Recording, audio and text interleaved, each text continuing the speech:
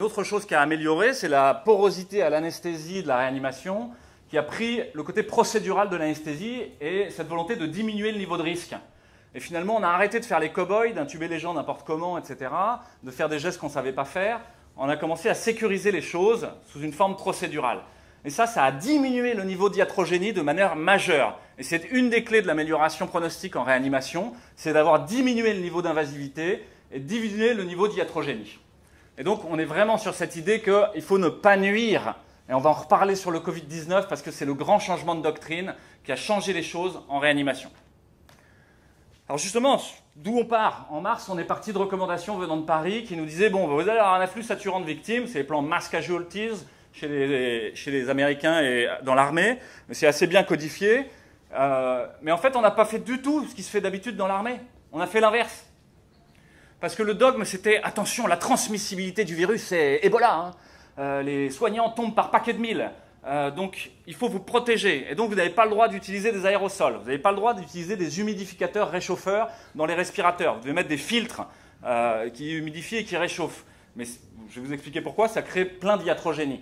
Vous n'avez pas le droit d'utiliser ce qu'on appelle l'oxygénothérapie à haut débit. Qu'est-ce que c'est que ce truc-là? C'est de l'oxygène à plein pot, à 50, 60 litres minute, et où vous réglez la FiO2 comme vous voulez, et qui permet de monter à des niveaux d'oxygénation qui permettent de tenir très très loin l'hypoxémie, sans avoir besoin d'être invasif et d'intuber et de ventiler les gens.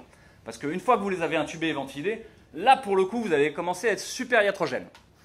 Donc il y a une erreur de dogme initial en fait. Le dogme réanimatoire qui a été donné par les réanimations parisiennes était faux, était juste simplement faux. Et on s'en est rendu compte de manière très rapide, puisque quand on a fait ce qu'ils nous ont dit, c'est-à-dire qu'à 6 litres d'oxygène, le dogme c'était vous les intuber. Il ne faut pas attendre, hein, parce que là ça va s'aggraver, c'est très grave. Et les femmes enceintes c'était à 4 litres. Attention, hein. Et donc, c'est ce qu'on a fait. Et au bout de 2 malades, on s'est rendu compte qu'on les aggravait. Pour plein de raisons sur lesquelles on va revenir un petit peu sur la physiopathologie de la maladie, ou en tout cas ce qu'on essaye d'en comprendre au lit du malade. Mais pour plein de raisons, on les aggravait. Et surtout, on était dans une logique de gestion de flux qui était complètement stupide, puisqu'une fois que vous avez intubé quelqu'un, en gros, vous allez le garder entre 3 et 6 semaines.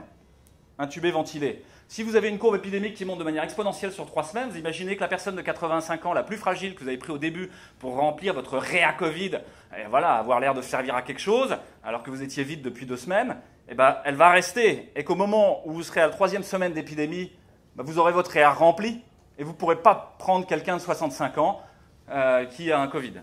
Et donc ça, c'est tirer une balle dans le pied dès le départ.